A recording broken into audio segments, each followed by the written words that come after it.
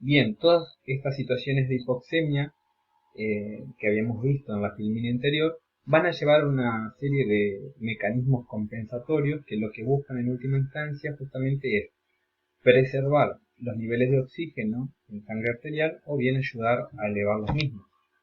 Por ejemplo, en el sistema respiratorio, el sujeto lo que va a hacer es aumentar la ventilación, es decir, va a comenzar a respirar un poco más rápido y obviamente esto va a llevar a un aumento de la presión del nivel de oxígeno en sangre arterial, pero consecuentemente también aumenta el trabajo respiratorio, justamente va a ser un paciente que esté con taquipnea. Y esto lo que va a llevar en última instancia es a un agotamiento de todo lo que es la musculatura respiratoria y corremos el riesgo de que ese paciente termine ventilado en un respirador mecánico justamente porque se ha cansado y ha tenido una falla en la mecánica respiratoria. En el sistema cardiovascular, por ejemplo, lo que podemos observar como enfermeros es un aumento de la frecuencia cardíaca y el gasto cardíaco justamente porque el corazón lo que va a intentar es llevar más sangre hacia los tejidos, favoreciendo el transporte del mismo, pero el corazón también eh, se va a ver atravesado por un esfuerzo.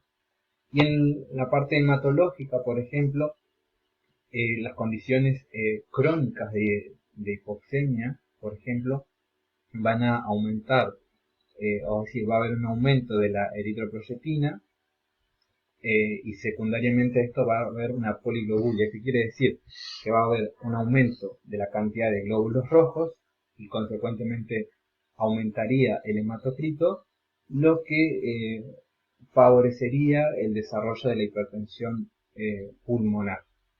Entonces, uno de los mecanismos es que va a haber una disminución de la afinidad de ese oxígeno por la hemoglobina cuando la presión de oxígeno cae por debajo de 55 milímetros de mercurio. Es decir,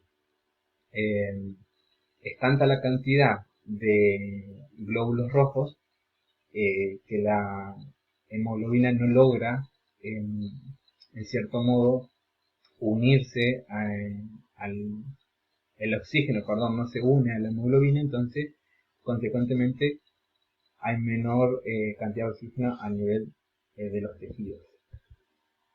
Obviamente que cuando logramos aumentar la presión de oxígeno, aumentando también las concentraciones de oxígeno, los mecanismos naturales de compensación dejan de ser necesarios. Es decir, si nosotros le administramos a un paciente oxígeno con cualquiera de los dispositivos que ustedes verán en los videos que tienen como complemento, todos estos mecanismos se compensan, no son necesarios, entonces es un paciente que ya no va a tener hiperventilación, que no va a tener taquicardia, que si es un paciente que tiene alteraciones neurológicas también se van a revertir y todas esas situaciones van a ir mejorando de a poco. Eh, ¿Cuándo están indicadas las situaciones de oxigenoterapia? O sea, o mejor dicho, ¿cuáles son las indicaciones de oxigenoterapia en situaciones agudas? Bien, en líneas generales existen dos situaciones así a grandes rasgos y entre ellas podemos nombrar la hipoxemia arterial, que es la indicación más frecuente y eso se debe muchas veces al desequilibrio de la ventilación-perfusión, como ya hemos nombrado en una de las líneas anteriores, y esto puede deberse a presencia de neumonía, bronquiolitis, asma o atelectasia, son algunos ejemplos. Cuando hay hipoventilación alveolar, recuerden que la hipoventilación alveolar estaba dada por una respiración superficial de ese sujeto, y esto puede ser debido a enfermedades neuromusculares o de depresiones respiratorias por fármacos, ¿sí? Y otra condición frecuente es el shunt, que puede ser intra o extrapulmonar. Recuerden que el shunt, habíamos dicho, era cuando el alveolo se colapsaba, se desinflaba, entonces no había mayor contacto entre lo que es el alveolo en sí con todo lo que es la red vascular.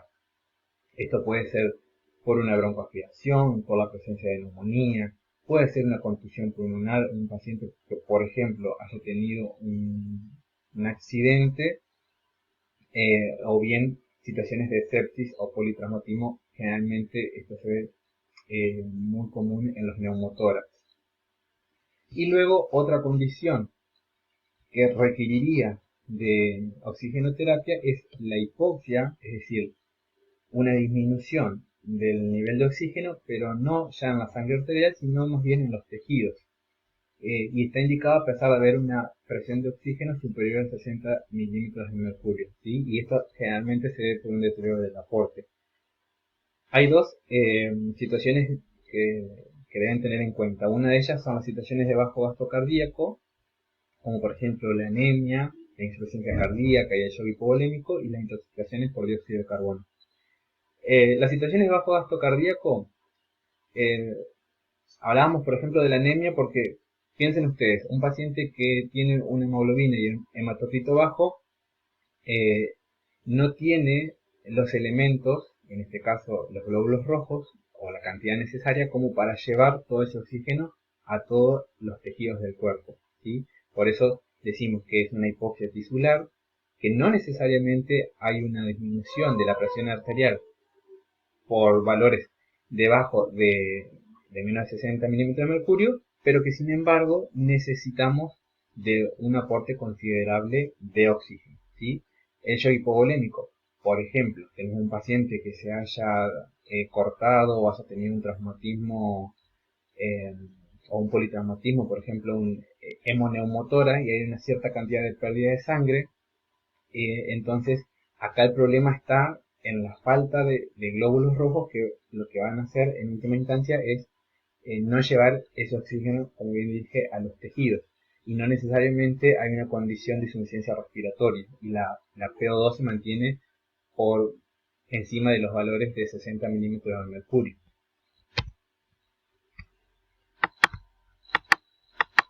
¿Qué es lo que vamos a tener en cuenta al inicio de la oxigenoterapia? Y esto se va a complementar con lo otro que ya habíamos visto. En principio, definir qué fuente de oxígeno y a través de qué dispositivo lo vamos a hacer. Y digo esto porque no es lo mismo la oxigenoterapia que hagamos dentro de la institución hospitalaria como la que se haga dentro del domicilio. Y la elección dependerá también del flujo que precise el paciente, bueno, como bien dije, si el ámbito es hospitalario o domiciliario, y la condición clínica por la cual ingrese. Obviamente que al inicio de la oxigenoterapia vamos a tener en cuenta esto, es decir, la fuente, porque podemos tener una fuente central, como en el caso de de los hospitales, o podemos tener una fuente domiciliaria, y aquí podemos ver un tubo que es mucho más pequeño. Y eso es esencial, tener y contar con la fuente de oxígeno, ya sea central o en este caso un tubo.